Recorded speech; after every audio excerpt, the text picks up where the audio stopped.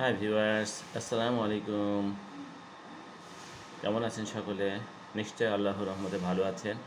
আমরা আজকে এই মুহূর্তে আপনার আবহাওয়ার আপডেট আপনাদেরকে জানিয়ে দেব। আজকে বর্তমানে যে অবস্থা, আমরা উপগ্রহ রাডারের মাধ্যমে আপনাদের দেখি কি অবস্থা, আবহাওয়ার তথ্য জানা যায়। চলুন আমরা দেখি। আজ 12 মে সোমবার।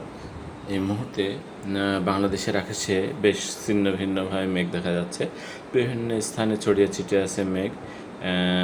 তবে বেশ কিছু অঞ্চলে বৃষ্টি হওয়ার সম্ভাবনা রয়েছে, যেমন আমাদের সিলেট অঞ্চলে এলাকায় বৃষ্টি হওয়ার সম্ভাবনা আছে। দেখেন প্রচুর পরিমাণে মেঘের জমায়েত ঘটেছে এখানে, এবং বেশ কিছু অঞ্চলে এই মুহূর্তে বৃষ্টিপাত হচ্ছে, আপনারা দেখতে পাচ্ছেন। সিলেটের বেশ কিছু অঞ্চলে এবং ভারতের ত্রিপুরা রাজ্যের বেশ কয়েকটি জায়গায় বৃষ্টি হচ্ছে। আমাদের বাংলাদেশের বেশ কয়েক জায়গায় বৃষ্টি হচ্ছে। আর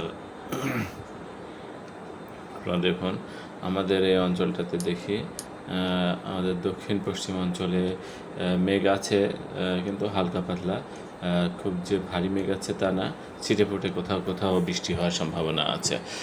এবং আমরা দেখি যে বৃষ্টি কোন কোন এলাকায় হচ্ছে, খুব ভারী বৃষ্টি না, হালকা মাঝারি পরিমাণ বৃষ্টি হচ্ছে। রাজশাহীর পার্শ্ববর্তী এলাকাতে মাঝারি পরিমাণ বৃষ্টি হওয়ার সম্ভাবনা আছে, যেমন লালপুর, ঈশ্বরদী, এইসব অঞ্চলে, বাঘমারা, এইসব অঞ্চলে, বগুড়া, এইসব অঞ্চলে বৃষ্টি হওয়ার সম্ভাবনা হচ্ছে অলরেডি। আর কিছু কিছু অঞ্চলে হালকা মাঝারি বৃষ্টি হওয়ার সম্ভাবনা আছে। তবে হঠাৎ করে কোনো জায়গায় মেঘ হয়ে তাৎক্ষণিকভাবে ঝড় বৃষ্টি হতে পারে, সেটা আলাদা কথা। তাছাড়া আমাদের রাডারের মাধ্যমে আমরা যেটা দেখতে পাচ্ছি যে সারা বাংলাদেশের ওপরে ছড়িয়ে ছিটিয়ে আছে মেঘ। তো এই মুহূর্তে সিলেটে বৃষ্টি হচ্ছে কিছু কিছু অঞ্চলে, হালকাভাবে, হালকা মাঝারি। আর এখন এই মুহূর্তে একটু বৃষ্টির পরিমাণ দেখা যাচ্ছে লালপুর, ভেড়ামারা, এই সব অঞ্চলে কিছু কিছু বৃষ্টি হচ্ছে। আর আমরা দেখি যে আগামীকাল পর্যন্ত কি অবস্থা দেখায়। 3 দিনের আবহাওয়ার এটা দেখি।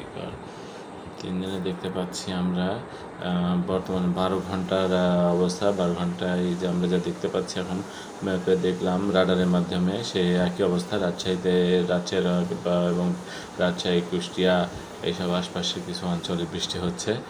আর এদিকে সিলেট অঞ্চলে বৃষ্টি হচ্ছে, সিলেট আর ভারতের শিলচর, তারপরে ত্রিপুরা রাজ্যের বেশ কিছু অঞ্চলে বৃষ্টি হচ্ছে।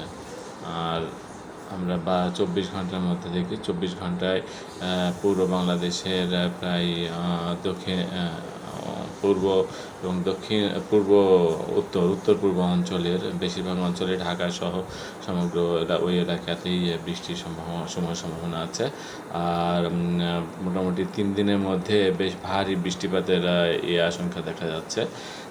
আমরা তো আবহাওয়ার পূর্বাভাসে আবহাওয়া অধিদপ্তরের মাধ্যমে জানতে পেরেছি যে একটা নিম্নচাপের সৃষ্টি হচ্ছে, কারণ বঙ্গোপসাগরে গভীর মেঘ দেখা যাচ্ছে। বঙ্গোপসাগরে প্রচুর পরিমাণে মেঘের সমাগম ঘটেছে এবং এরই ফলশ্রুতিতে একটা নিম্নচাপ হওয়ার সম্ভাবনা, এবং নিম্নচাপটা পরবর্তীতে হয়তো আবার ঘূর্ণিঝড়ে রূপান্তরিত হতে পারে 22, 23, 24 তারিখের মধ্যে, এই তারিখের দিকে। এবং যদি ঘূর্ণিঝড়ে রূপান্তরিত হয় তো ঘূর্ণিঝড়টি শক্তি নামে পরিচিতি লাভ করবে। তো আমরা সকলে সাবধান থাকবো, সাবধানতা অবলম্বন করবো, এবং বাইরে বেরোনোর সময় অবশ্যই সাবধানের সাথে বাইরে বের হবো। তো সকলকে ধন্যবাদ জানিয়ে আজকের মতো এখানে শেষ করছি। ধন্যবাদ সকলকে। আসসালামু আলাইকুম ওয়া রাহমাতুল্লাহ।